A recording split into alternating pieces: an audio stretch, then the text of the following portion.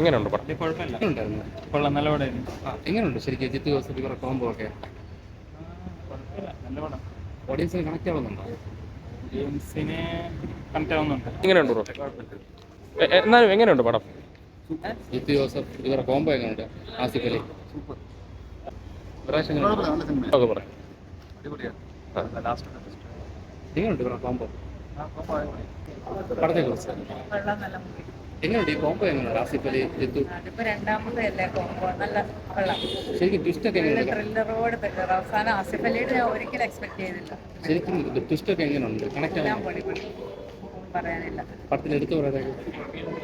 ഒരുപാട് സസ്പെൻസുകൾ ഇങ്ങനെ ഒന്നിനു പുറകെ ഒന്നായിട്ട് നമ്മൾ എക്സ്പെക്ട് ചെയ്യാതെ നല്ല മൂവി, ഇഷ്ടപ്പെട്ടു. അതുകൂടി സസ്പെൻസാണ്. എങ്ങനെയുണ്ട് ഇവരുടെ കോംബോ ഒക്കെ ജിത്തു ആസിഫിന്റെ? ഉണ്ട് പടം? പ്രതീക്ഷിക്കുന്നതിനും കൂടുതൽ ട്വിസ്റ്റുകളാണ്. ഈ ട്വിസ്റ്റ് പ്രേക്ഷകർ കണക്ട് ആവുന്നുണ്ടോ? അത്രയും പ്രതീക്ഷിക്കാത്ത ഇതുവരെ വരാത്ത തരത്തിലുള്ള സിനിമകളിലെ ട്വിസ്റ്റുകളാണ്. നെഗറ്റീവ് പ്രശ്നമാക്കണ്ട, അത് സ്വാഭാവികമായിട്ടും ഉണ്ടാവും. എങ്ങനെ ഒരു ദൃശ്യം ലെവൽ മേക്കിംഗ് തോന്നുന്നുണ്ടോ? ഇതിന്റെ വേറെ ലെവലാണ്. അതായത് ട്വിസ്റ്റുകൾ കൊണ്ടൊരു ആറാട്ടാണ് സിനിമ.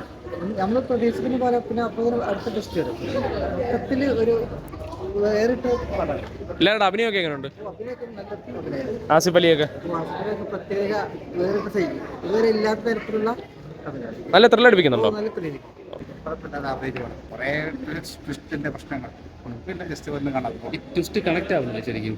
എല്ലാവർക്കും അത്ര പാടായിരിക്കും. കറക്റ്റ് ആവുന്ന വെച്ചാൽ കുറേ കോംപ്ലക്സ് ആയിട്ട് കിട്ടും ഫൈറ്റ് സീൻ.